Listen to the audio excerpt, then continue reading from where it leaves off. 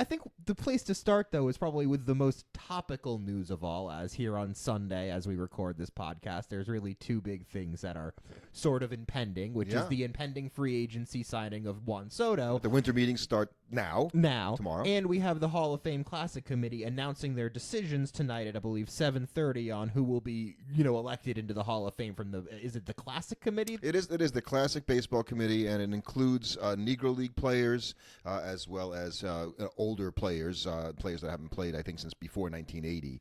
And I looked at the list, and we talked about them on our podcast, and I think I'm going to single him out. Aside from Steve Garvey, who was on the list, and even then, I could put all of these guys in the Hall of Fame, but I'm a big Hall guy. I would be surprised if Dick Allen doesn't get it. Yeah. He seems to be the guy that, kind of the groundswell is behind and being like... I hope so, but Tiant, you could make the argument. Yeah, he had to go and die now, and unfortunately now he's going to get voted in, which is sad. I told you in the other podcast that his family said they weren't going to. He didn't want him to go if he got in after he died. Mm-hmm. But even Ken Boyer, who's was a great ball player. These are all guys that could be Hall of Famers, and it just frustrates the heck out of me that who do we, only two of them or something like that's going to make it. Exactly. You're basically looking at 10 guys who you can make the argument that all of them should be in the Hall of Fame, and only two of them are deigned, able to get it this year by the Classic Committee. But right. I mean, John Donaldson and Vic Harris from the Negro Leagues. The problem is we don't know those players because they weren't allowed to play, and these are great players and managers, by the way. And so acknowledging these guys now is just such the right thing to do, which is why I'd make it more people. So we'll find out who those, and it'll just be interesting to see who is added to the list of Hall of Famers as we continue to expand there. And we have had some exciting free agent moves, even though Soto has not signed yet, as Willy Adames pens a big contract with the San Francisco Giants, which... The Giants got their guy? Question mark. Well, remember a couple of years ago when they had Correa for a short while? I mean, I had to imagine that every Giant fan felt their stomach drop out when they saw that Willy Adames signed that deal pending a physical. $182 million for 7 years, and he's there to play shortstop, which that is the only reason why you'd pay him that kind of money, not to switch positions. Right, you're not paying him to play third if he's going to be paying that kind of money. And so the Giants, who always seem to miss out on the player that they really want, they got him. But I think I'm feeling like you, going, man, I guess they're lucky, but I'm not sure that this is going to work out. That's a tough place to hit home runs, by the way. Right, but they needed a guy in the middle of their lineup in the worst way, and by all accounts, they've said they're not done this free agency, and they want to go out and try and add a top-of-the-line starter. I don't think they're in on Sasaki. I think he's unfortunately going to go to one of their division opponents, because he's likely going to either end up a Padre or a Dodger. I'd say Dodgers. Most likely, but they have the most money. It's going to be one of those two teams. He's posting now, I guess, Sasaki, so that he's going to basically be available, I think, by mid-February or something. Right, like 45 days. Well, it's important because he's going to be available after the international money switches over to the 2025 next year's period. Right. The Dodgers have the most. But everybody has all of the money at that point, so it's going to be interesting to see who he ends up going with. I think the Giants will be in on Corbin Burns because, by all accounts, I'm hearing the Orioles aren't going to be. And the Orioles are kind of being, they went out and they brought in to replace Santander, who obviously they're saying they're not going to sign now because they signed Tyler O'Neill, who had a very good year, I guess, for the Red Sox. I guess in that he had a lot of home runs, but the average wasn't fantastic, and that's a big change for them. He got a lot of money from them over 3 years. I think I'm getting the impression from the Orioles is the Orioles are saying, you know what? We have a zillion really young guys that are good, and we don't necessarily know who all those pieces are on our team. Rather than committing a bunch of money to guys this offseason when we're not quite sure what we are and what all the moving parts on our team are, let's take a step back, figure out what we are. It's not like our window's closing if you don't sign a big free agent this offseason. No, they're still a young and up-and-coming team, but I feel like they need a few things more than just right. So maybe, one thing. Right. So maybe this isn't the off-season to make all the decisions on a few things when you don't necessarily know what they are. And how have their fortunes changed from about mid-season when they were, sailing at the top of the division and everybody said these Orioles are going to be a tough out, and now you've got back-to-back years of playoff failures. I'm going to push back on that a little bit because this year's Orioles squad at no point ever felt as dominant as last year's. No, I think that's fair. Squad. That's fair. There was always yeah, but with them. Like, we were always kind of waiting for them to look like that elite team, and they were winning like an elite team. But then I felt like all of the flaws we all kind of were saying were there and weren't being a big deal in the first half of the season really became a big deal in the second half of the season. And Santander really, in a lot of ways, kept them in it because, want to say, a little bit this year is Rutschman's year was not great, and that doesn't mean he isn't going to have a bounce back very year good next year next year. But you'd have to raise your eyebrows a little bit going. Gunnar Henderson had a very, very good year, but you haven't had any kind of they tried to bring up Jackson Holiday a couple times, and he played better the second time around, but it still wasn't what you were hoping for. So that's why I think the Orioles are trying to figure out, what are we? Right, the young pitchers are they're getting hurt all the time now, which is making it really tough to evaluate what they are. You love them, but you're like, we need you guys to actually stay healthy a little bit. I guess they'll have Bautista back finally in the bullpen this year, but the Orioles I think are more than, like I said before, one or two players away. Right, and obviously they're not going out and signing a pitcher like Luis Severino, who was given a rather big contract by the Sacramento Athletics, are we going to call them? Well, they're not the Athletics. They're going to be the team that formerly were the A's that now live in Sacramento. So they are a don't have a name. team with no name. That's kind of what they are. But it does seem, as an aside for a quick big thing, that they are going to go to Vegas. Now, I think this is going to happen because Fisher knows how much money they need to put in. They're short of what they're going to get from the city, and it looks like he's willing to put it in. So Manfred, who everybody hates, and we'll talk about that, the new hatred for him now. I just don't see how you're going to be able to. So Severino, at the point is that is the link from here to Vegas is to at least show that they're being a serious baseball team. As a Met fan, I'm all like, I got to say this really quietly. Like, I'm kind of happy about this. For the Mets, I feel like you have to look at that going, I'm glad he got paid. Right, it's really hard to believe we're going to get 3 more seasons out of Severino the one we just got. So backing away. But that's also sort of gambler's fallacy where we're basically counting on him being worse going forward when there's necessarily not a suggestion of that, though, considering how much credit he gave the Mets pitching staff and development for sort of changing his pitch mix.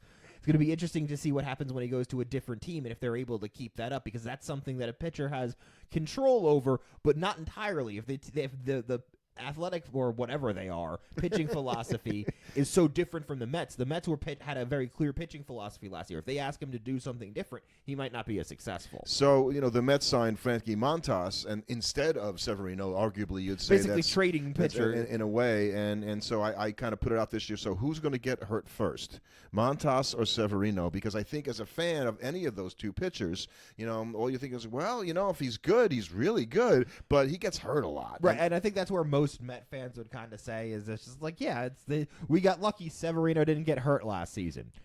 Yeah. We might not get lucky this year with Montas, and he might get hurt. And the Mets also went and picked up Clay Holmes from the Yankees. And one of the things I think is important is the manager of the Mets, Carlos Mendoza, would know Clay Holmes quite well because he was with the Yankees as bench coach when Clay Holmes was getting it done. So he had to be a big advocate for bringing in Holmes, and with the idea that Holmes is going to be a starter, which I think surprised a lot of people that this was put out by the Mets, that they were going to try to switch him over. And that's why there's justification for paying him $38 million over 3 years, because if it was as a relief pitcher, he'd be paying more than Edwin Diaz. Right. But from the Mets' perspective, they're basically saying we're taking a low-risk flyer on a starter where the worst-case scenario is he becomes our elite eighth-inning guy. That's what I said. Right.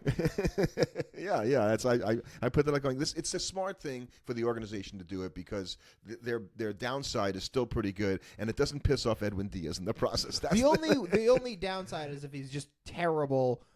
No matter what. Yeah. But anytime you get a guy and he's terrible from the get-go. If you're going to evaluate your free agency moves on that, it's like, yeah, okay, obviously we're going to hope the guys we get aren't terrible. And Aroldis Chapman got another job, and then he's going to go pitch for the Red Sox, and that means that their their tenure with Kenley Jansen is over, and you got a guy who, actually 3 guys in Kimbrel, Jansen, and sort of the leftover treads Chapman, of the 2010 closer group. So the way that we evaluate closers today, and we won't get get into this right now because Billy Is that Wagner you is go trying to pitch get for the in. Boston Red Sox? Is that these guys will not get into the Hall of Fame if the way they're treating Billy Wagner is going to be the way they're going to treat these three guys, Chapman, Kimbrel, Right, because Wagner's better than all of them, I'd say. And if he's not in, you can't put any of those guys in. So it's kind of interesting that they kind of flipped closers, if you will, Jansen for Oldis Chapman. Neither of them might have great confidence in that right doesn't now. really feel like that just feels like a side grade at best. So, and obviously the Juan Soto signing, I'm going to go on record and say I think it's going to happen Monday,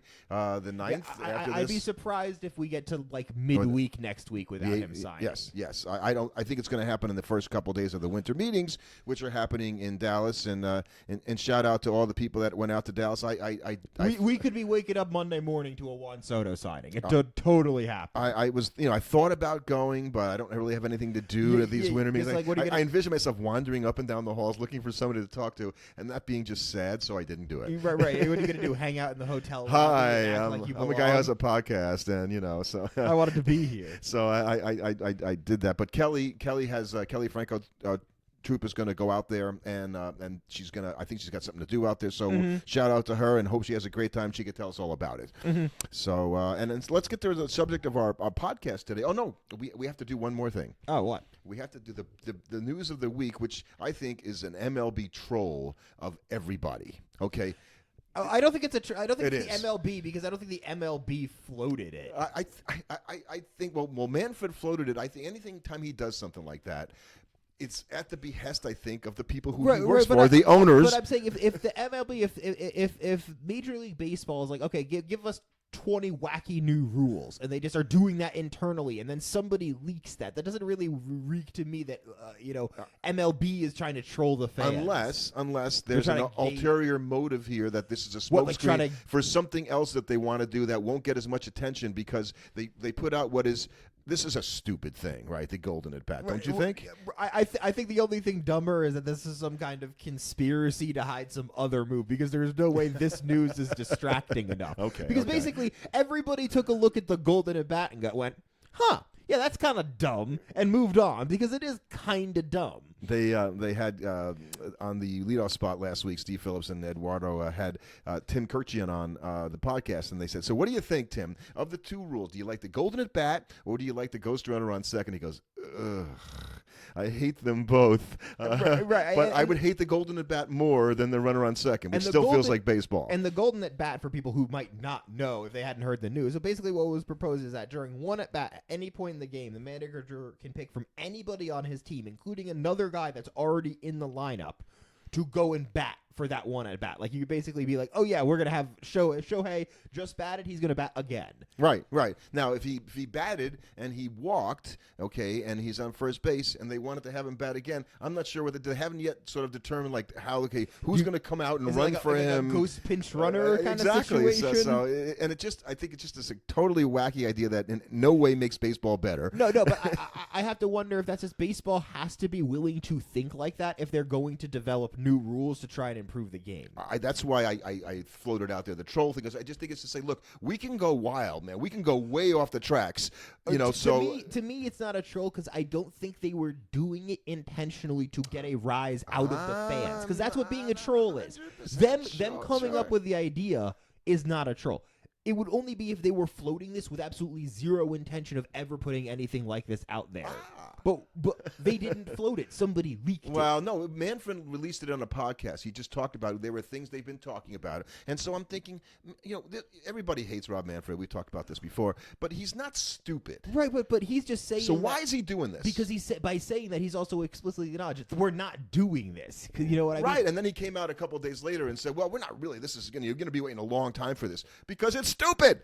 No, because they had never had an intention of implementing that. It was just something they. How is that not a troll? Because it wasn't done with the intention of It wasn't done with the intention of tricking the fans into being mad. I think it was designed to trick the fans to think, look, we can go way crazy if you want, but we know where the limit is, and we're going to pull back here. I think it was thought up with the intention of we're trying to spice up the game. Let's come up with a new rule. And if they want to do it during the All-Star games, and somebody said if they're doing it, it's a soft way of getting us to have it all the time. Now, the All-Star game is in no way resembles baseball the rest of the season, so I think you could do it in the All-Star game. It would be fine. I just think he was, because if he's saying it on the podcast like, oh yeah, listen, we were thinking about new rules. One of the things we discussed was doing like this golden at bat thing. One, that's basically him being like, yeah, that's not something we're doing. This is a wacky idea that didn't work. We're not implementing it. So if he's in his own, like, putting it out there, basically saying, yeah, we're not doing this, he can't, like, the fans can't turn around and go, oh my God, Major League Baseball is going to do this. And then the writers went out and just jumped on this because it's fun, right, to write about this. Say, like, well, don't you like it when Steph Curry and LeBron have the ball at the end of the basketball game? Like, trying to liken it to other sports as to how exciting it would be. It's baseball. It's not the same. Right. The thing that made the whole Trout versus Ohtani in the World Baseball Classic so special was that it actually happened. And it was such a if rarity. It was artificial, it wouldn't be special. It would just be like Couldn't agree with you more. Happens. Couldn't agree with you more. So feel that way about it. So, okay, let's bury the golden at bat and never talk about it again. How about that? Until it eventually becomes reality.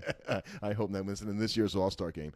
So we're going to talk about switch hitters, and there's not that much to talk about, but there's a few interesting things to talk about, I think. Well, I think for the most part, what we've seen is it is if you call it an art form, you could also call it a dying art form. As we're starting to see the number of switch hitters in baseball dropping off a little bit. Right, and that's down to close to 10% or under 10%. And it hasn't dropped precipitously, but I think we had the fewest switch hitters in the major leagues at one time last season in 2023. I don't know what the final numbers were for 24, but I think they're pretty close. I don't think that's something that's like, it's not like all of a sudden everybody's going to abandon it wholesale, because guys don't typically do that. So we're going to have switch hitters for at least a little while, but I think it's more the younger guys that are coming up are not spending time practicing being switch hitters. I saw, though, of the top 140 prospects, something like 34 of them were switch hitters, which is way more than 10%. I was surprised. Right, but you see that a lot where like they'll come up as a switch hitter and then the major league team is like, yeah, no, cut that out. So, most of it is, and Lindor talked about that, and he's one of the best at switch hitting, is, that it started really young, and he's actually a natural right-handed hitter, but his family, his dad, I guess, was teaching him to switch hit, back when he was a little kid. And it's a really hard thing, they say, to pick up if you wait till you're like 13 or 14, because your habits are already developed, and it's hard. And Eric Chavez, who was the Met hitting coach last season, I guess, he was saying that, well, your dominant hand is on the bottom of the bat, and so if you're left-handed and you're batting left-handed and your right hand is the dominant hand, it's a very different swing than if you're batting right-handed when your dominant hand is on the top of the bat now. And I thought that was a very interesting observation, that the way you swing is going to be different simply because of the dominant hand. Right, and you're not going to be able, and that's why you see like a guy like Lindor have very different power depending on what side of the plate he's hitting from. Even though watching him, I tend to think he's actually a better overall hitter as a left-handed hitter. Well, you watch him hit a lot more left-handed because there's a lot more right-handed hitters, so he gets a lot more pitchers. So he gets a lot more base hits. Even forget about home runs, he has a lot more opportunities. So I took a look back at the greatest. I wrote something about this week, and I think it was the easiest thing I ever had to think of. Like, who's the greatest switch hitter of all time? Well, that's Mickey Mantle. I don't think anybody's going to argue anything about that anywhere, anytime. Right. Or the only guy that you maybe argue as close as a switch hitter specifically is like Chipper Jones. Right. Chipper Jones, even Roberto Alomar, you might put up there. These are all Hall of Famers we're talking about. Those three would stand above anybody else. You're not going to say Pete Rose. You're not even going to probably say Tim Raines or Ted Simmons. No. Are as good as hitters as those other guys. Right. And Mickey has the average as well as the 536 home runs, which is the most all time for a switch hitter. In fact, only 2 have hit 500 home runs, and most people would probably guess that Eddie Murray, obviously Hall of Famer Eddie Murray, had 500 homers and was a switch hitter. I do have a question in that. Pete Rose as a switch hitter, I felt like was that such a big part of his game as a player? I never really thought of him as a switch hitter, but I guess I'd never really watched a lot of Pete Rose highlights. Well, he was a guy who ran hard but wasn't necessarily fast. He didn't have a lot of power from either side of the plate. He was more of a slap hitter and a hit the other way guy. So at that time, particularly, you're coming out of an era where I guess sliders were really hard to hit, and so Rose felt that he could see the ball better on the slider from the predominantly right-handed pitchers from the left side, and he got himself. I think he was a right-handed hitter naturally as well. He just worked himself into being a good enough left hitter to do it. Look, everything Pete Rose did on the baseball field, if nothing else, was because he worked at it. You can say what you want about the guy, but he got more out of what he had than just about any player I think that's ever played. So other guys that are great switch hitters, and the all-time, I didn't realize that Hall of Famer Frankie Frisch traded for the all-time average. As the all-time average leader for switch hitters. Again, never seeing him play. I never knew, but Chipper Jones is second. Right, Chipper wow. is unusual in that he had highest elite average 309 and power from both sides of the plates, which is usually where you see the drop off, and that they'll maintain one, but they won't maintain the other from the opposite side. And a guy that we've talked about on this podcast as a Hall of Fame guy that people don't even think about is Lance Berkman, who not only batted .304 for his career as a switch hitter, and he only played 1,258 games, which is a little light for a Hall of Fame candidate. Injuries really hurt him. Injuries really hurt him, but he did have 366 home runs as well, being a switch hitter, which was sixth all time for switch hitters. I'd make the argument that you have a current guy in the major leagues. You have two switch hitters in the major leagues that could end up as Hall of Famers in Lindor and Jose Ramirez. Oh yeah, I've said that before, and then I think both of those guys are candidates that if they stay on the track they're on right now, they will be Hall of Famers. Lindor still needs another 3 or 4 seasons to really start getting into that conversation up there. But I think if he had another 3 or 4 seasons like the season he just had, he's definitely going to end up a Hall of Famer. So free agent Anthony Santander is a switch hitter, and he had his best season in his free agent before his free agency. Great time to have your best season. Smart guy. What a smart guy he is. He's going to get paid. Ketel Marte of the Diamondbacks, and I don't watch him play enough to know that he was a switch hitter. Well, you wouldn't think of Cal Raleigh as Me neither. Cal Raleigh, who's a switch hitting catcher. Don't have too many of those in major leagues. Those guys had the those 5 were switch hitters in the top 15 players to hit the most home runs last year. So a third of them were switch hitters. Boy, I would have never got that. Right, and I think it kind of raises a bit of a chicken and egg question with them. Are they good hitters because they're switch hitters, or are they just like is the switch hitting why they're good, or they're just good hitters that happen to switch hit? Well, I think they're good hitters that have been able to continue to switch hit and not have to abandon it because it wasn't working. Right, because I think that's the biggest thing with hitters now is look how low averages are league-wide.